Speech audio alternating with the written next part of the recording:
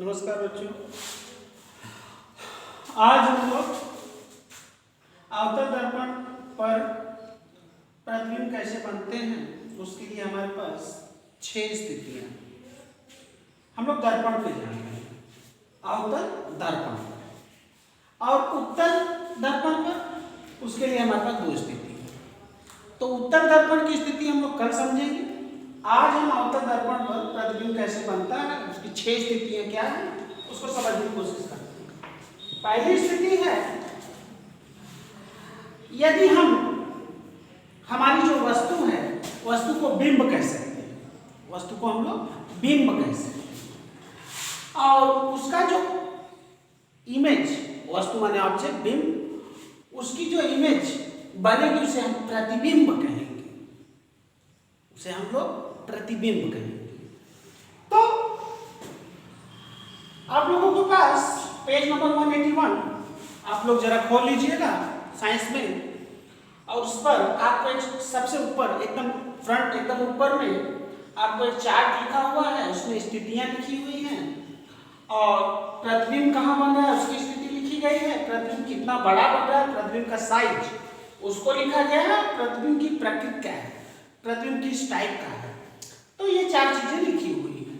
पहला लिखता है अनंत पर, तो इसका मतलब आपका ये जो बिंब है जो वस्तु है वह अनंत पर है, तो आपका जो प्रतिबिंब बनता है वो फोकस पे बनता है। देखिए इसके लिए हमें 6 डायग्राम बनाने पड़ेंगे बच्चों। 6 डायग्राम आपको पेज नंबर 181 पे ए पहला डायग्राम है, फिर दूसरा बी डायग्राम है, इसके बाद आपका जो है सी डी, ऐसे आपको जो है अवतल उत्तल सब पे डायग्राम बनाया हुआ है। टोटल 5 डायग्राम है, अवतल और उत्तल दोनों के लिए दिए हुए हैं स्थितियों के। अब मैं 5 डायग्राम बना नहीं रहा हूं, मैं एक ही डायग्राम में अवतल में दिखाने का प्रयत्न कर रहा हूं कि कैसे हो रहा है। तो अगर कोई वस्तु मेरी अनंत पर है, अनंत का मतलब होता है हमारा ये आपकी वक्रता केंद्र है, इससे काफी दूरी पर है अगर वस्तु, तो उसका प्रतिबिंब जो है फोकस पर बनता है और बहुत ही छोटा बनता है। लिखा है साइज उसका अत्यधिक छोटा बिंदु साइज, मतलब एक डॉट टाइप में बनता है। और उसकी प्रकृति कैसी होगी, वास्तविक होगा और उल्टा होगा। वास्तविक कब होगा, वास्तविक क्या चीज होती है, जब दर्पण के इसी ओर कोई वस्तु का प्रतिबिंब बनता है तो उसे हम वास्तविक कहते हैं, रियल कहते हैं। और जब भी रियल बनेगा तो उसे वो उल्टा बनता है। कैसा बनता है, उल्टा।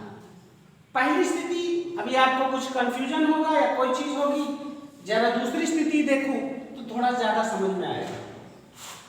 दूसरी स्थिति में सी से परे, मतलब सी ये है उससे कुछ दूर इस वस्तु को मैं खसका के, और ये आपका दर्पण है थोड़ा सा उसके और नजदीक ला रहा हूं, लेकिन सी से कुछ परे है, सी से कुछ दूर पर है।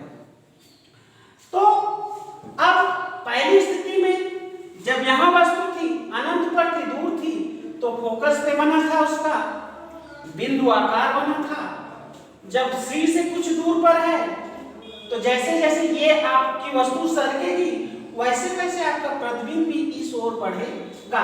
तो सी और एफ के बीच में कहीं इसका प्रतिबिंब बनेगा और प्रतिबिंब जो है इसकी अपेक्षा छोटा होगा। ये देखिए कितना बड़ा है और ये कितना है, छोटा है। दूसरी स्थिति और कैसा है, वास्तविक। वास्तविक मतलब दर्पण के इस ओर नहीं है, दर्पण के इसी ओर है, तो वास्तविक है। और जब वास्तविक होगा तो उल्टा होगा। तो आपका ये आपका वस्तु है उसका जस्ट उल्टा उसका प्रतिबिंब बन रहा है। इतना आप 2 कंडीशन आप समझिए। मतलब पहली कंडीशन ये थी यहां पर था, मतलब सी से दूरी पर, मतलब अनंत पर था, तो कितना बड़ा बना था, छोटा सा। एफ पर अत्यधिक छोटा, वास्तविक और उल्टा बना था। दूसरी स्थिति में सी से परे है तो सी और एफ के बीच में कहीं वस्तु की अपेक्षा प्रतिबिंब छोटा, वास्तविक और उल्टा बनता है। दो कंडीशन। तीसरी कंडीशन में इस वस्तु को मैं सी पर रख देता हूं, मतलब मैं दर्पण के एकदम नजदीक वक्रता केंद्र पर इस वस्तु को लेकर आया तो अब कहां जाएगी? आपका वस्तु का जो प्रतिबिंब है वह भी सी पर ही बनेगा। जितना बड़ा है उतना बड़ा ही बनेगा, सेम साइज, लेकिन वास्तविक बनेगा और उल्टा बनेगा। वास्तविक क्यों? क्योंकि दर्पण की इसी ओर है, और उल्टा होगा। यहां तक आपको समझ में आया? तीसरी स्थिति समान साइज और वास्तविक और उल्टा। अब इस वस्तु को मैं थोड़ा आगे सी और एफ के बीच में कहीं अगर रखूं, बात को आप लोग समझिए, मैं इस वस्तु को और यहां खींच रहा हूं। ये चैप्टर टफ होता है बेटा, लेकिन इतने आसानी से समझा रहा हूं मैं। इसमें अभी लाइनिंग वाइनिंग नहीं कर रहा हूं, सिर्फ मैं नॉर्मली समझाने की कोशिश कर रहा हूं कि वस्तु आ रही है और उसका प्रतिबिंब कहां जा रहा है। चौथी स्थिति हो गई, ये पहली, दूसरी, तीसरी, चौथी स्थिति। तो चौथी स्थिति जब मैं, तो इसको भूल जाओ, ये तो मैं साथ में दिखा रहा हूं। चौथी स्थिति जब होती है, पहली स्थिति थी तो बिंदु आकार, दूसरी स्थिति में उसकी अपेक्षा कुछ बड़ा लेकिन वस्तु से छोटा, और तीसरी स्थिति में जितना बड़ी वस्तु है उतना ही बड़ा प्रतिबिंब, वास्तविक और उल्टा। चौथी स्थिति में जब यहां लाऊंगा तो अब इसकी अपेक्षा मेरा प्रतिबिंब जो है सी से कुछ परे बनेगा और वस्तु की अपेक्षा बड़ा बनेगा, और वास्तविक बनेगा और उल्टा बनेगा। आप लोग को यहां तक समझ में आया? और इसके बाद अगर मैं इस अब वस्तु को यहाँ पर रख दूं, सीधा फोकस में रख दिया, दर्पण के बहुत करीब आ गई मेरी वस्तु, तब मेरा जो प्रतिबिंब होगा अनंत पर बनेगा, वस्तु की अपेक्षा बहुत बड़ा बनेगा, और वास्तविक बनेगा उल्टा बनेगा। और एक कंडीशन है छठी। तो अवतल दर्पण में आप ध्यान दीजिए, सब इसी दर्पण की इसी ओर प्रतिबिंब बन रहा है, और जब इस ओर बन रहा है तो उसे वास्तविक कहेंगे, और जब भी वास्तविक प्रतिबिंब बनेगा तो उल्टा बनेगा। वस्तु मेरी इतनी ही बड़ी है, लेकिन कभी उसका प्रतिबिंब बिंदु आकार बनता है, कभी उससे छोटा बनता है, कभी उसके बराबर बनता है, कभी उसकी अपेक्षा बड़ा बन रहा है, और कभी बहुत ज्यादा बड़ा बन रहा है। ये 5 कंडीशन है। और छठी कंडीशन पे आ जाओ। अब मैं इस वस्तु को फोकस और ध्रुव दोनों के बीच में रख दूं कहीं, तब ऐसी स्थिति जब आ जाती है तब मेरा जो बनेगा प्रतिबिंब दर्पण के पीछे बनेगा, दर्पण के पीछे बनेगा, और वस्तु की अपेक्षा बड़ा बनेगा। और जब भी प्रतिबिंब जो है दर्पण के पीछे बनता है तो वो सीधा बनता है, और पीछे बनने का मतलब आभासी बनता है, काल्पनिक बनता है, जिसको हम पर्दे पे देख नहीं सकते, लेकिन इसका आभास हम कर सकते हैं कि ऐसा बन रहा होगा। तो आभासी का मतलब होता है वर्चुअल। तो इमेज आपकी वर्चुअल बनती है, और जब भी वर्चुअल इमेज होगी तो वो सीधा बनेगी। तो आपका ये देखिए वस्तु सीधी थी, लेकिन हमने रखा कहाँ है? ध्रुव और फोकस के बीच में कहीं, तो उसका प्रतिबिंब जो है दर्पण के पीछे बन रहा है, और जब दर्पण के पीछे बनेगा तो आभासी बनेगा और सीधा बनेगा। और अवतल दर्पण में इस वस्तु की अपेक्षा प्रतिबिंब बड़ा बनता है। तो एक ऐसी स्थिति है अवतल दर्पण में जिसमें प्रतिबिंब जो है आभासी भी बन जाता है।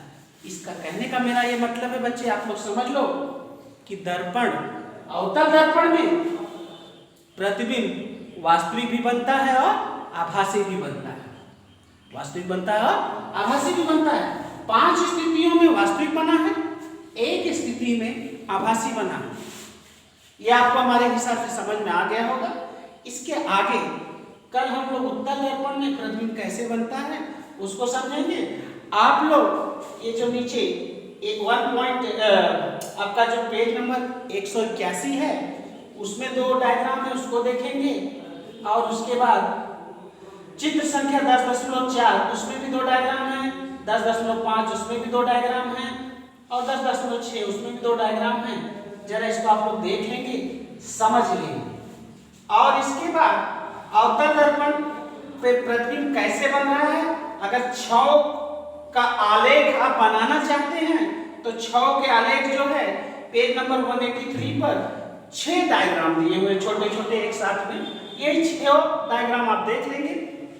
आपको कैसे लाइन खींचना है, कैसे बन रहा है, आपको समझ में आ जाएगा। पहला है, दूसरा, तीसरा, चौथा, पांचवा, छठा, या कल मैं ये 6 डायग्राम बनाकर छोटे छोटे आपको इसको और अच्छे से समझा दूंगा।